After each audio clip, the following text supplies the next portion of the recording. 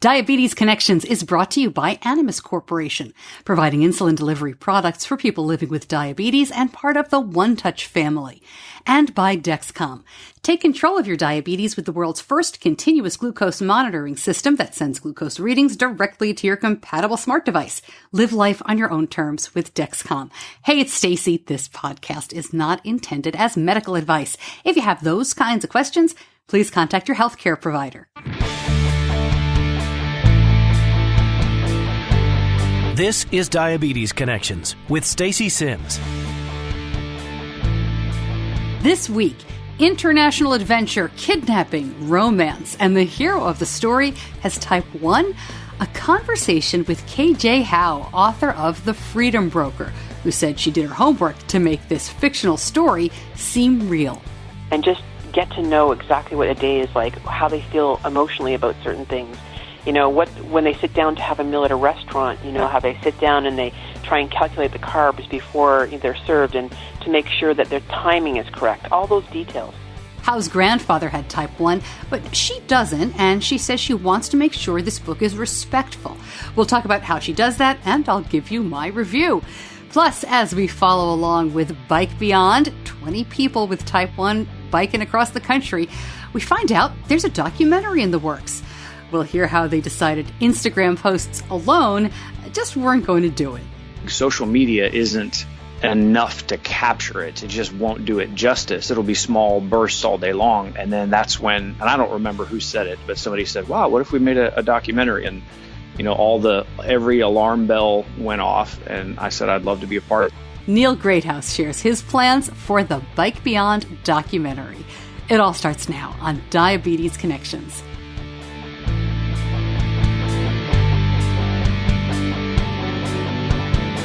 Welcome to another week of the show. I am so glad to have you along. If you are new, I'm Stacey Sims. Glad you found us. Diabetes Connections aims to educate and inspire about Type 1 diabetes by sharing stories of connection. We talk to the celebrities and athletes in our community, as well as authors and bloggers. But even if you're not a Hollywood stuntman or writing a best-selling book, your story is really important. So we also talk to everyday people living with Type 1 diabetes or who have Type 1 in their families, like me. My son was diagnosed right before he turned 2. That was 10 and a half years ago. I cannot believe the kid is 12 and a half. I was in broadcast journalism for a long time. That's my background. And that's how the podcast came together. So here we are in August. Right? Blink, summer is almost over. My kids go back to school in 2 weeks. I live in the South. I live in Charlotte, North Carolina. And being from New York originally, where we go back to school after Labor Day, I am still not used to this. And in fact, my kids are in different schools over the last couple of years. Long story, we've switched around a little bit. So we used to go back at the late date of like August 25th. But now, August 14th, oh my gosh, they're heading back. So we're doing all sorts of back to school stuff here. Maybe where you live, you're doing the same. But my relatives in New York, their kids go back to school in mid-September. So I still cannot get used to that. But here we go. And I'll have some back to school links and information in the weeks ahead. If you'd like to find out more now, though, quick attention on the website at diabetes-connections.com. There is a search box in the upper right. If you're looking on mobile, it's really one of the first things you'll see right in the middle of the screen. Search for school. We've done shows on the American Diabetes Association, Back to School, Safe at School program that they do. I've given out a lot of advice in terms of what has worked for us. We've interviewed other people about school issues. So I very much urge you to go back and listen to that. Also, if you haven't already, please subscribe to the podcast. You can do that in any podcast app. Most people listen through iTunes or Stitcher for Android, Google Play, that kind of thing. We do have our own app. It is called Diabetes Connections, and you can get that wherever you get apps for Android or for Apple. And the app is going really well. I'm super excited about that. It's been fun seeing how much easier people seem to think having the app is than finding the podcast elsewhere. So that's great. And what I love about the app is on the upper left, you'll see the 3 little lines, for the menu. And if you click that, you can email us directly from the app. You can also text the show to anybody you want, share it easily that way, get feedback. It's a great little app. And you can even, there's an alarm in it. You can even go to sleep or wake up listening to the show if you are so inclined.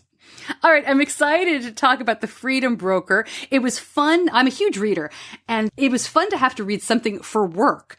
In my previous life as a host of a mostly political morning show on News Talk Radio, most of the books we had to read or at least skim were very political, or they were the kind of books that are mostly nonfiction. And that's okay, but it was a lot of the same, frankly. And thriller is not really my genre. And we talk about that in the interview. I am a sci-fi fantasy person. Yeah, I know. And I usually read like the chick lit book of the summer, but this was a really good book to dig into. And I'll give you my review after the interview. But man, it was really nice. I'll tell you this much, to have a protagonist with type 1.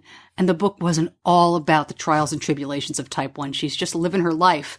She's got a kind of a crazy life, but that's because she's a kidnap hostage negotiator and rescuer, not because of her type 1. So more to come on that. All right. Quick word from our sponsor, Animas. I was excited to see that with the new insulin delivery system, Animas and One Touch are coming together. I have been happy with Animas and its products for the more than 10 years now that we've been using Animas pumps for Benny. And we also love the One Touch products that help us make managing diabetes more simple. Putting these two brands together makes perfect sense to me. Now, One Touch has an even wider range of products available to help people confidently move forward in managing their diabetes. To find out more about Animas, part of the One Touch family, go to diabetes-connections.com and click on the Animas, part of the One Touch family logo. Hard to believe we are heading into the home stretch of Bike Beyond. They're scheduled to arrive in California and the finish line in less than 2 weeks. But when the ride ends, the story doesn't end. We spoke with Neil Greathouse earlier this year about his Instagram account. It's very clever, 365 days. He covers diabetes in these quick videos. Well, it turns out Neil is making a documentary about Bike Beyond. Neil was diagnosed with type 1 during the last stage of Air Force training. You can go back and listen to our episode with him. It was, what a blow to get through all the way to Air Force training, your dream of wanting to do that. And right at this last stage, he was diagnosed. He was very sick. He was diagnosed with type 1, but he's got an amazing sense of humor as well. He also directed Type 1 Day 1, which is a short film that he did in conjunction with Beyond Type 1. He is a pastor, and his church is really stepping up to help out on this latest project. Lots to talk about. Here's Neil Greathouse. Neil, welcome back. I am excited to talk to you again. How did you get hooked up to do this? What went through your brain that said, this will be fun to track these people all summer? You mean how did I get talked into? How in the world did you say yes to this? No, this was a no-brainer. As soon as I heard that this was happening, we had a phone call with Walt Drennan and Sarah and Tom and Dana and a few people, and we were just trying to figure out, could this possibly work? And our first few phone calls were mostly logistics on, wow, this would be really cool. And then it started to evolve into, wow, the visuals from this and the storylines from it are so big, social media isn't enough to capture it. It just won't do it justice. It'll be small bursts all day long. And then that's when, and I don't remember who said it, but somebody said, wow, what if we made a documentary? And every alarm bell went off, and I said I'd love to be a part of it. So we've sat down and had several face-to-face meetings and talked about it, but it's been weekly meetings. Gosh, I don't know. I feel like since, I hit puberty, from then all the way until now. I don't know, but it's been a long time just getting all the details going. So it's been in process for a very, very long time, and I can't believe it's here already. Yeah. Now, when we talked previously on the podcast, we had talked about your short film, Type 1 Day 1. This is different, though. Tell me about can you share any of the logistics of how you're going to do it? Because you're not biking along, right? You're not one of the 21 bikers. No. If I could pull that off, though, I would, because there's a part of me that's actually jealous. I have been talking to these riders for so long, you feel like you know them and you're hearing the training. And I've done some riding on my own off to the side just to feel like you're a part of it. But then you're like, man, I wish I could do this. And then I wonder if I can. There's no chance. There's no way to hold that camera and do this. So we have the way it's going to work over the 10 weeks, we will actually be doing 10 separate trips.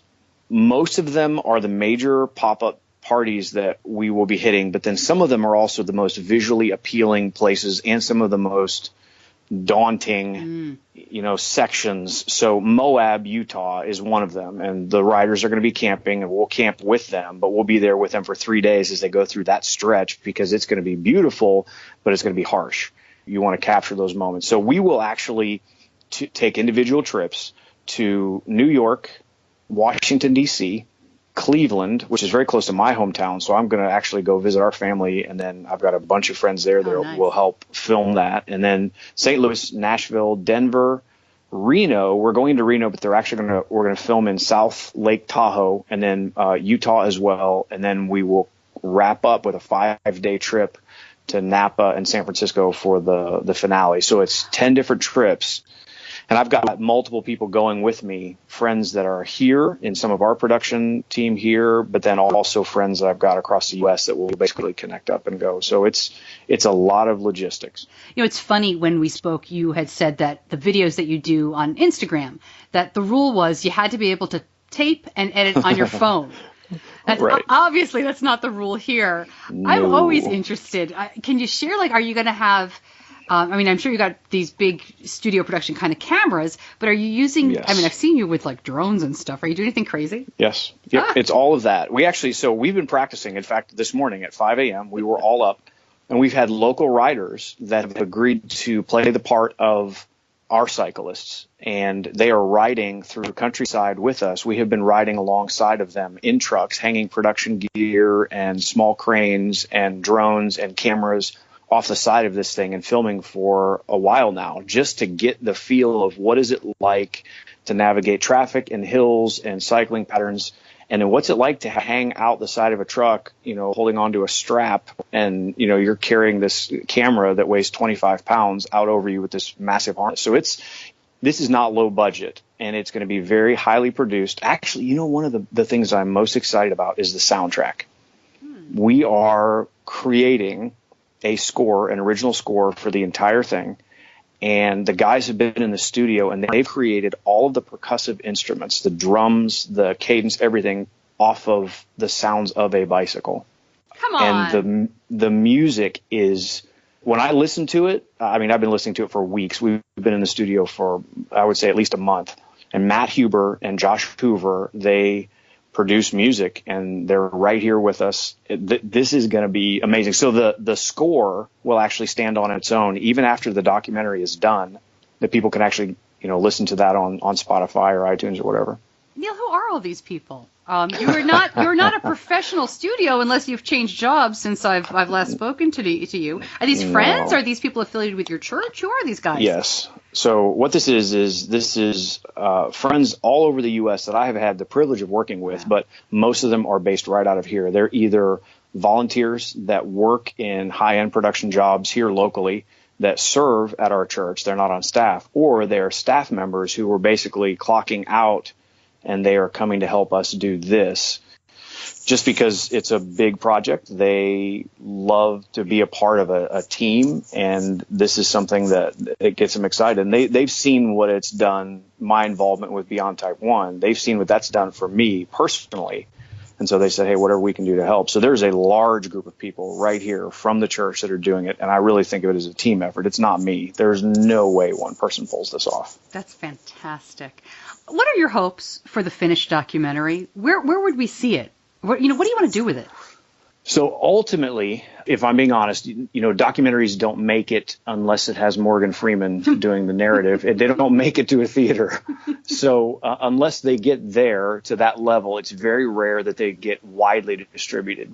But we do want to see it be distributed. And we would like to see it do a round of film festivals when it's finished.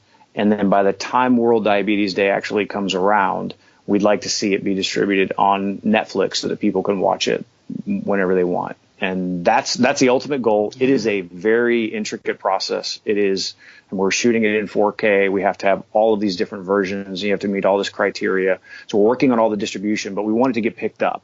And it'll be an hour and a half. It is a full length feature that we're hoping you could, if you've got a place in your town that does independent films and things like that. And if we could get it to some big film festivals, that's our ultimate goal. That's fantastic. Has anybody on the ride, have any of the cyclists, and you don't have to name names, been reluctant to be filmed along the way? Anybody camera shy? Yes and no. I think they're a little, I'll be honest with you, they're more intimidated by the ride than they are the camera. They're smart. They're more concerned, and as well they should be, because all I'm going to do is, so they're aiming everything at that. I've been giving them updates on our private message page and sending them videos, and this is what you can expect, and this is what it looks like. We've done a ton of Q&A. But realistically, it won't be until they sit down in front of the camera that we are bringing this massive rig and lights and all that kind of stuff. And they sit down in front of that on Saturday for the first time that it will finally set in. And they don't know what it's like to ride in a team of 20. They've never done it. So there's so much of an unknown for them. They're not as concerned with the camera as they are with, let's finish this. And I'm actually glad that's what they're thinking. I want them to relax and not even worry about the cameras after a while. It's a documentary. It's not a scripted film. So I just need to capture the way they are now and not try and manipulate the content. I just want to capture what they're doing. You mentioned earlier everything that Beyond Type 1 has done for you. What is it like to look at these cyclists? As you said, there's a little bit of envy, I guess, for thinking, wow, you kind of want to do that. But what is it like to look at them and to know that you're going to have all these stops along the way where other people touched by diabetes are going to meet up and are going to be part of this in their own way? That's pretty cool. It's unbelievably cool. That's actually, so the ride is one thing. And for 20 people, that ride will be something that no one can take that away from them.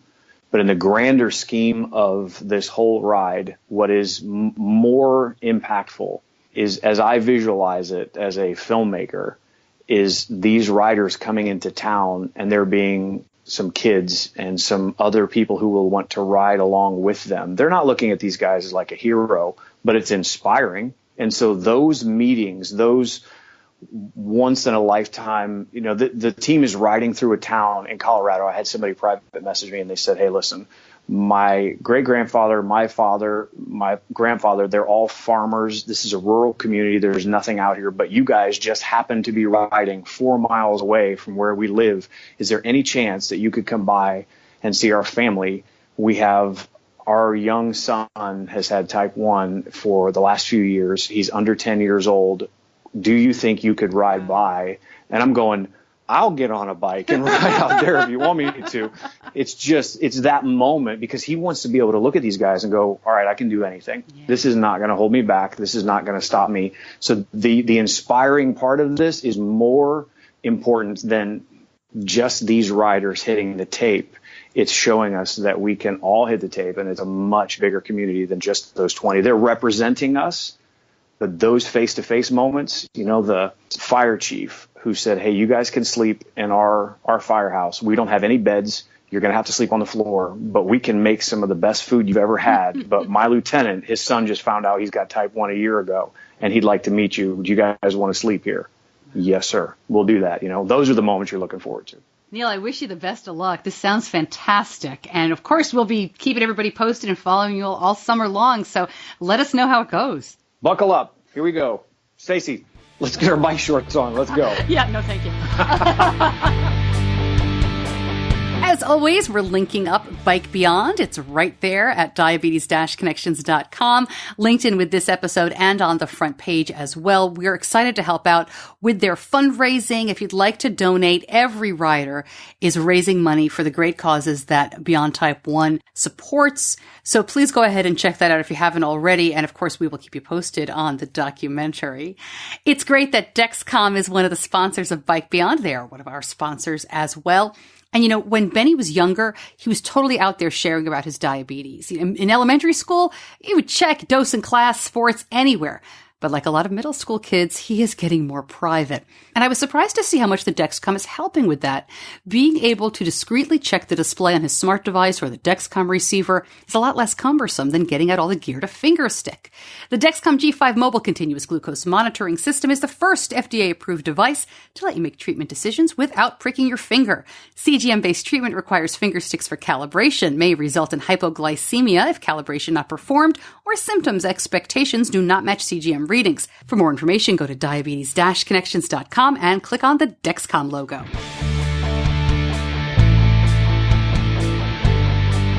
You're listening to Diabetes Connections with Stacey Sims. Most of the time in TV or movies, when type 1 is featured at all, it is as some plot point, some dramatic turn of events, right? And it's often shown in a way that really shows the ignorance of the writers, misrepresentation. We could go on and on. I'm sure you've seen examples of this. But I'm excited to tell you that the new book, The Freedom Broker, is different. The protagonist, Thea Paris, has type 1, but that's not the main focus of the book. Author KJ Howe says she wanted to honor her grandfather, who showed her that life with type 1 could be an adventure in a positive way. KJ has worked as a medical writer, but she loves thrillers. In fact, she heads up Thriller Fest, an annual conference in New York City.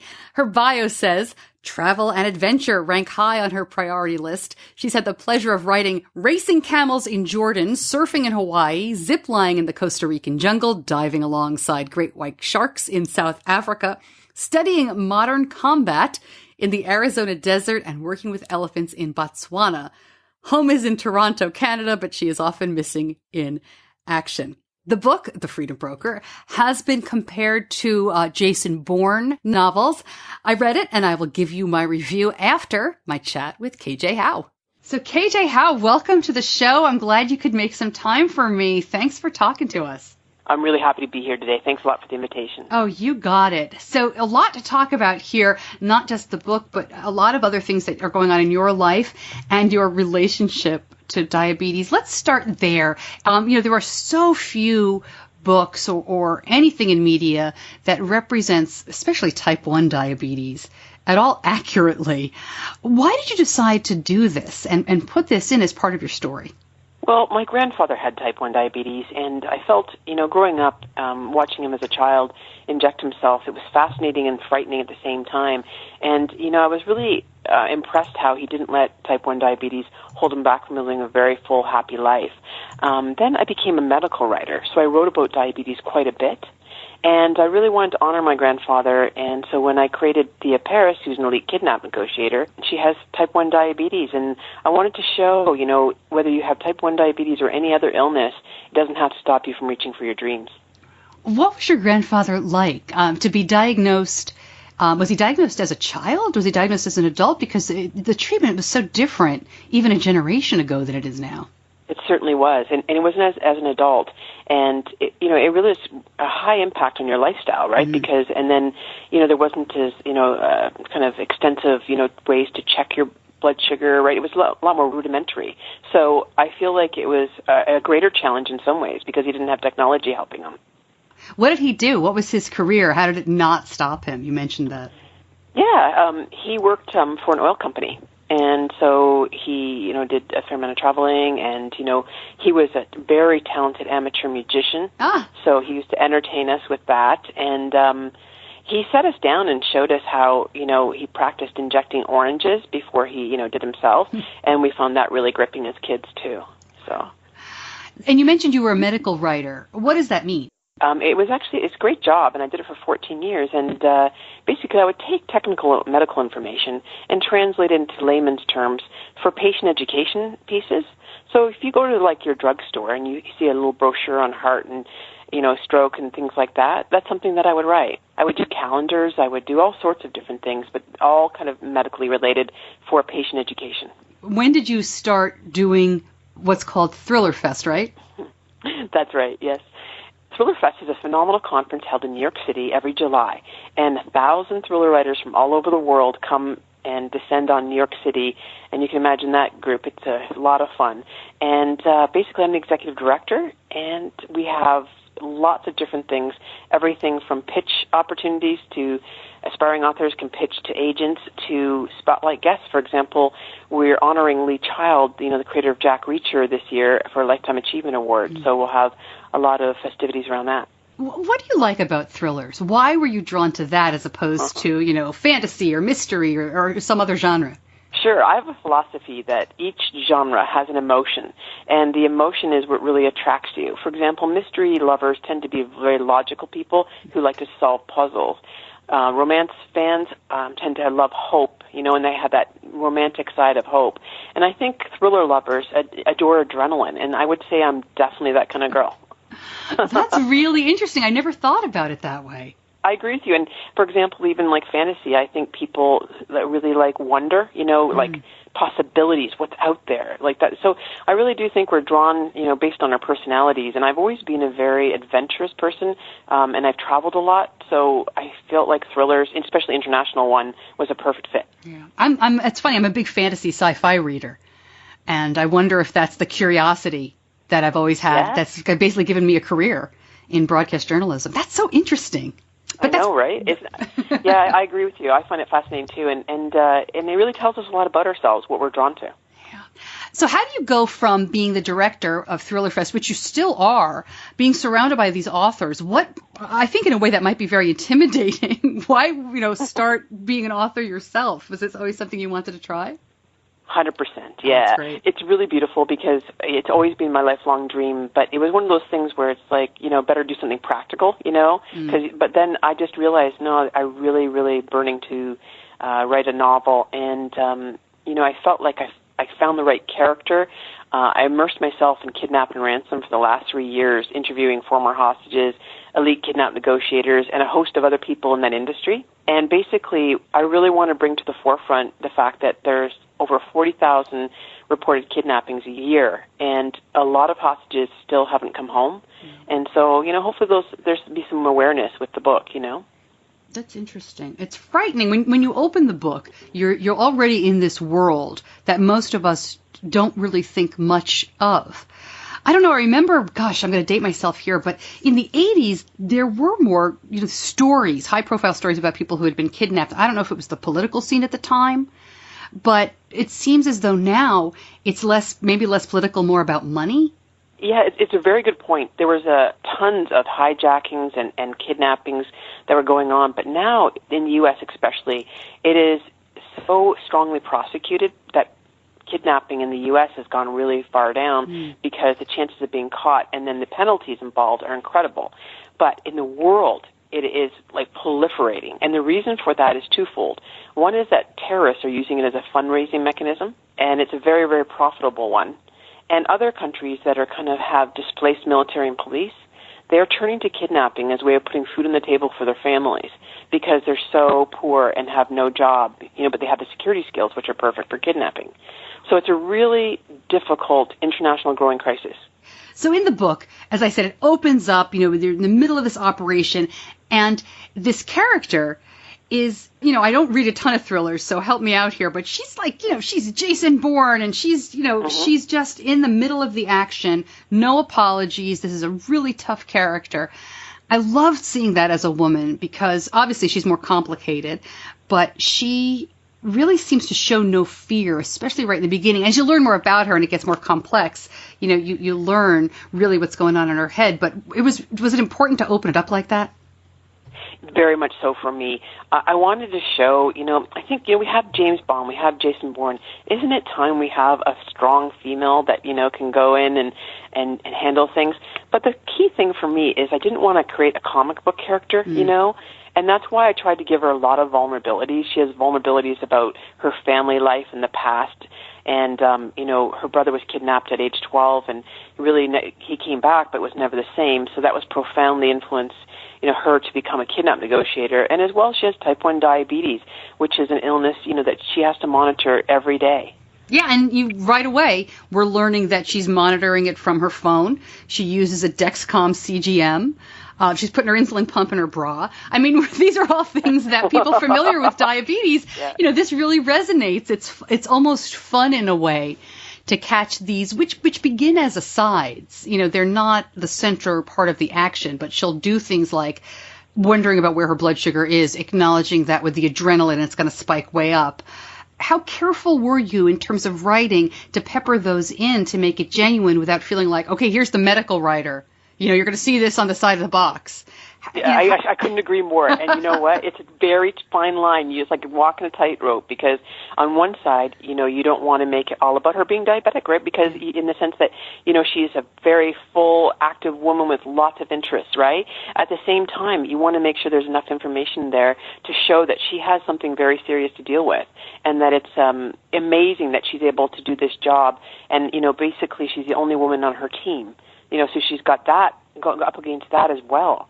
And so what I did was I tried to layer it in, and then I asked people. I was very lucky to have, you know, several friends that read the book that have type 1 diabetes, one of which is Laura Rogers. And Laura impressed me very much because she left work for a year and with her husband traveled all around the world and had medical supplies shipped to her wherever she was, because in some places they don't have, you know, the right things. So things like that, it just inspired me to make sure, and I asked them to say, do you feel like it's too much, you know, or is it enough? Where do I draw the line? I thought it was a very good balance. I will say that I was waiting to see if it would become a big plot point, because a lot of times, at least in my experience with media, we'll watch a show or there'll be a movie and it's like, somebody has type 1, so the rest of the story or the climax is going to revolve around something ridiculous, not just, diabetes is in the way, but something wrong. Like the person goes low and they say, you need insulin, you know, or, they go into a quote diabetic coma. I'm trying to think of the movie Panic Room, and then they give them insulin to revive them. You know, all these ridiculous things. I was so pleased to find out that you did, I don't want to give anything away, that this becomes important, but it's not the only big action of the book, and it's done correctly. You know, again, with people who are reading the book, was that important for you to make sure that that was done correctly? Yeah, I really tried to do my research and homework, and also ask the opinion of people I deeply respect who have type 1 diabetes to read and give me feedback, because I have such respect for what people go through. I wanted to make sure I had it correct, you know. And this is the first book, The Freedom Broker is the first book in the series, and I'm really interested in exploring different aspects of diabetes, you know, whether it's psychological and how it affects different parts of our lives, but I really didn't want to overwhelm the reader in the first book either. You know, so it's a tricky balance. It is. It also made me laugh because I have a 12-year-old son who has type 1 diabetes, and he's had it for more than 10 years. And I've talked about this on the show many times. You know, we are definitely not perfect in our management. And, you know, there are times when I'm wondering, like, he's not exercising enough or he's eating too much junk food. But there are times in the book where Thea, and it's mentioned, she is so disciplined. You know, she's not eating junk food, but she's also this world-class, you know, a hostage, kidnap, rescue, negotiator. It's funny to think of her as more of, I would consider like the elite athletes in our community, you know, the people who are really going to push themselves, and they're going to sacrifice things for their type 1 so that they can do these elite things that they really want to do. Did you talk to anybody like that? Very good question. And, I spoke to a few marathoners and people that really do, you know, a high level of activity. And I was also inspired by people like Jay Cutler, who's an NFL quarterback, and he has type 1 diabetes. And there's some other, you know, very, very physically active people like Olympians and stuff that deal with that. So I definitely tried to dig in, because to be an elite kidnap negotiator who is both psychologically strong and able to negotiate with terrorists and such, she also has to be very tactically talented, you know, in the sense that, like as you saw from the first scene, that she's going in a helicopter rescuing a hostage. So I think it's really important for her to be an elite athlete. It really rings true that way. Did you have any concerns, though, about writing this book when you don't have type 1 diabetes? Absolutely, because I have, like I said, the deepest respect, you know, for what people go through, and that's why I really tried hard to do my homework and spend extensive time with people, several active ladies in their 30s, you know, with type 1 diabetes, and just get to know exactly what a day is like, how they feel emotionally about certain things. When they sit down to have a meal at a restaurant, how they sit down and they try and calculate the carbs before they're served, and to make sure that their timing is correct, all those details. I've always been a huge researcher, as you can probably tell from my intensive kidnap research. Spent 3 years basically immersing myself in it. So I tried to do the same with diabetes, and any mistakes are mine. Well, I appreciate that. I don't think I spotted any mistakes, but I'll let you know. We'll go through. Yeah, thank you. Of course. I tried to avoid them, and I was very honored because the American Diabetes Association covered the Freedom Broker in their magazine, when the book came out. So. Oh, that's great. And I'll link that up at diabetes-connections.com. I'll surf up that article. That's great to know. Of course. Do you think your grandfather would be proud of all this? I sure hope so. I lost him when I was only 18 years old. Oh. But it's just one of those things where he was such a fun grandfather, like I said, always showing us magic tricks, and it was like such a joy to visit him. And I guess my way of honoring, his memory is to integrate the diabetes into the story. And also I really hope that, people with type 1, young people, will read about Thea Paris and think, you know what, if she can do it, I can do it, I hope it's a motivator. It's wonderful. Are you going to bring the book to Thriller Fest? Absolutely. I'm actually, yeah, you bet. I'll be there signing books and in New York, July 11 to 15. If people go to kjhowe.com, okay. They can see all the different places I'll be, for appearances. And also on kjhowe.com, people might find it very interesting. I have a map of the world that showcases where the hot spots for kidnapping are. So before people travel, it's really important to research where you're going and take the proper precautions. Well, let's talk about that for a quick second. Are you afraid you're going to scare anybody off from traveling? Are there things that we can actually do to keep from being kidnapped, or at least some precautions to take? 100%. I actually do talks on travel safety, and I'm always delighted to share these tidbits with people as I've researched them myself. And, one of the things, especially for women, is try not to travel alone. And if you must travel alone, then talk about your husband or your boyfriend or your colleague back at the hotel waiting for you. Always make sure that you hire a private car through your hotel rather than just jumping in a taxi if you're in a dicey, zone, because taxis are often a great way for people to kidnap others, right? You get in the car, all of a sudden you're locked inside, that's it. So there's many different things you can do. Make sure you leave a detailed itinerary for all the people, back home so they know where you are and where you've been. So there's countless things you can do to protect yourself, and I'm an avid traveler myself, so I definitely encourage people to get out there and experience other cultures. I just think you need to do it in a very strategic way. That's great advice. And what's next for Thea? You said this is going to be a series. Yeah, I'm really excited. I just finished the second book in the series, which is called Skyjack, and I bet you can guess what that one's about. So Thea is basically, shepherding two young African orphans back from Nairobi to London, England, when the plane she's on is hijacked. And the adventures start from there. And there's so many different aspects of kidnapping. I mean, I could talk about kidnapping for hours, that I really wanted to explore in each book an aspect of it. And so that's what I'm going to be doing, just try to zero in on different aspects and different places in the world. And I hope that when people read about the locations, too, they'll be inspired to travel there. For example, I don't know if you've ever been to Santorini. Mm-mm. It's a spectacular, island, and I write about it in the Freedom Broker, and I hope that people who haven't been will be inspired to visit, and people who have been will have nice memories evoked by that. Well, I really appreciate you spending some time with me today. It was a great book. I can't wait to find out what happens next in the series. Stay in touch, and we'll talk again. Thank you very much. I really appreciate your time. More information on the book, on KJ, on her touring schedule, all at diabetes-connections.com. So I read the book, and I want to tell you what I thought about it. First, a couple of disclaimers. It does have violence. Duh. I mean, this is a hostage book. I mean, you heard her talking about all of this. There's some disturbing imagery. And for that reason, and a couple of others, I would not recommend this for kids. Certainly, this is not a children's book. We all vary in what we let our kids read, but you should know it does have some disturbing themes like child soldiers, child kidnapping. There's also some romance and some intimacy. That is, I guess it's explicit enough that definitely not for younger kids, and I don't know what you let your teens read, but you may want to go ahead and read it first. So as I said in the interview, I don't usually read thrillers. My taste is much more fantasy and sci-fi, and I'll usually read like the big book of the summer, Gone Girl a couple of years ago, or The Girl on the Train. But I'm a huge fan of the Game of Thrones books. Yeah, so I think I've talked about that before. I think the last thriller I read were some Tom Clancy books back in the day. Did that count? Okay, so now you know my tastes.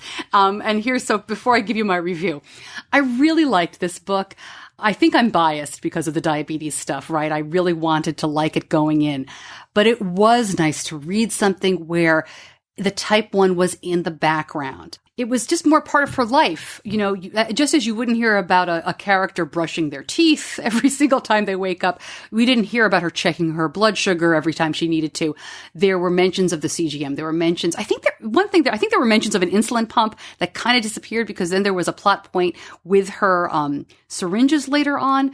But it also may be that, like many people, she wears it sometimes and sometimes she doesn't. That was the only thing that seemed a little odd. But it's certainly not a big enough deal.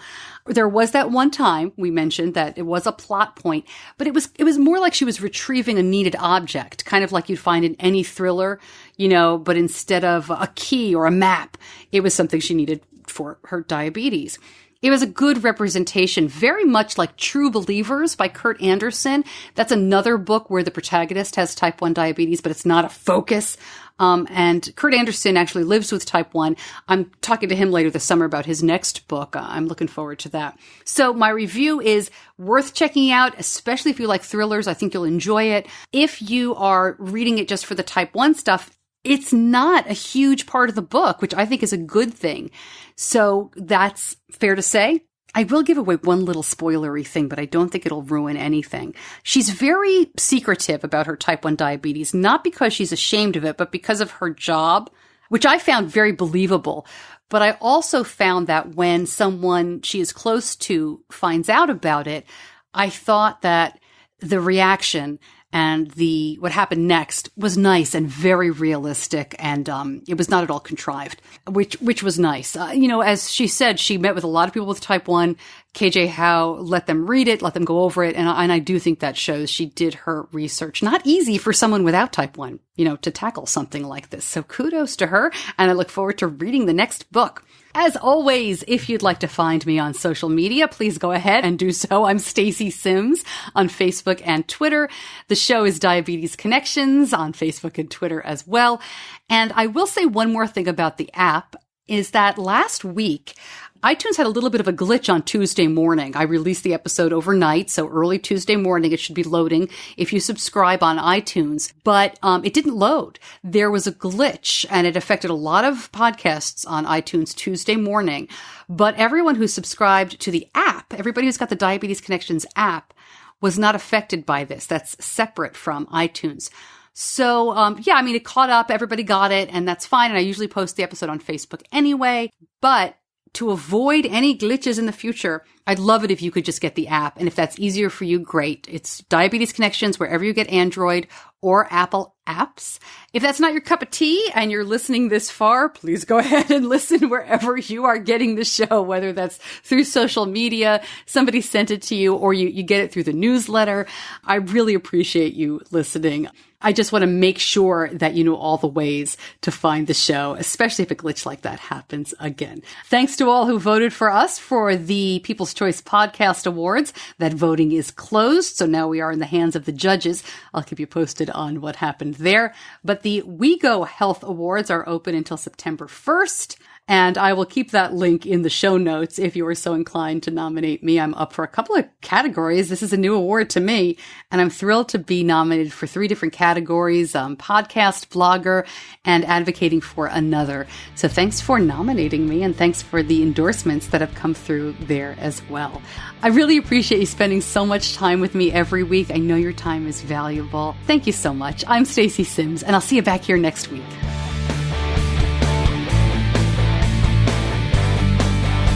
Diabetes Connections is a production of Stacey Sims Media.